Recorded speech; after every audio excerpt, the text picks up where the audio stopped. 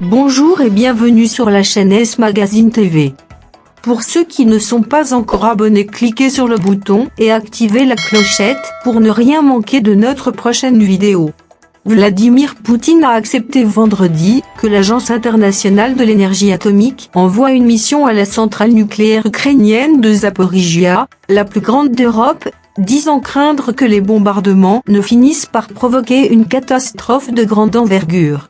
Dans le même temps, le secrétaire général de l'ONU Antonio Guterres, en visite en Ukraine, a demandé à la Russie de ne pas couper du réseau ukrainien cette centrale que son armée occupe depuis début mars est devenue la cible ces dernières semaines de frappes dont Moscou et Kiev s'accusent mutuellement.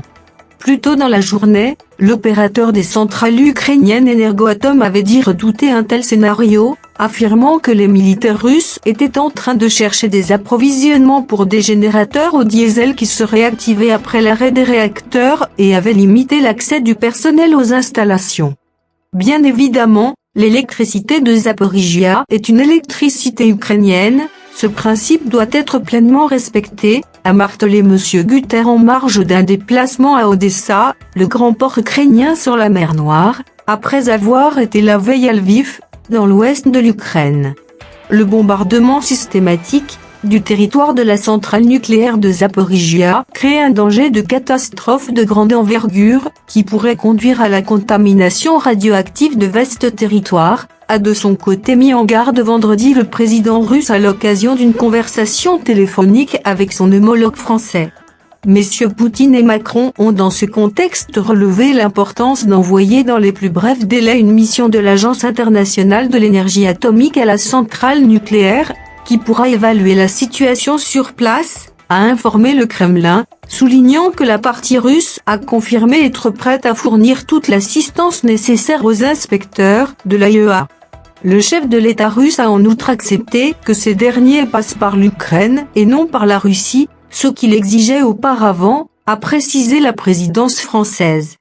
Dans un communiqué, le directeur général de l'Agence internationale de l'énergie atomique, Rafael Grossi, s'est félicité des récentes déclarations indiquant que l'Ukraine et la Russie soutenaient l'objectif de l'AIEA d'envoyer une mission à la centrale de Zaporijia, dans le sud. Cette organisation est en consultation active avec toutes les parties pour y dépêcher dès que possible une équipe que M. Grossi dirigera lui-même, selon ce texte diffusé dans la soirée. Dans cette situation hautement volatile et fragile, il est d'une importance vitale qu'aucune nouvelle action ne soit entreprise qui pourrait mettre davantage en danger l'une des plus grandes centrales nucléaires du monde, a insisté le patron de l'AIEA. Le rétablissement d'une sécurité totale sur ce site pourra commencer après que la mission aura commencé son travail, a quant à lui commenté dans la soirée le président ukrainien Volodymyr Zelensky. Un diplomate a expliqué le même jour à l'AFP que les Occidentaux s'inquiétaient surtout du maintien du refroidissement par eau des réacteurs nucléaires, plus que de l'impact d'un tir, car ils sont conçus pour résister au pire. La veille à Lviv, où il a rencontré M. Zelensky et le président turc Recep Tayyip Erdogan, le secrétaire général des Nations Unies avait estimé que tout dégât potentiel à Zaporijia serait un suicide et a exhorté à démilitariser la centrale.